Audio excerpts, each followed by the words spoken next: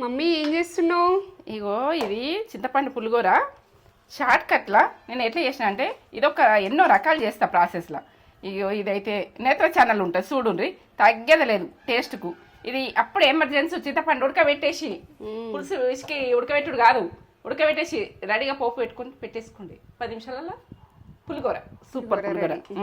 మనము ఏంటంటే టిఫిన్ సెంటర్లలో మనం ఫుడ్ దగ్గర ఎక్కడన్నా పులిగూర ఇస్తారు కదా, వాళ్ళు ఇట్లా చేస్తారు.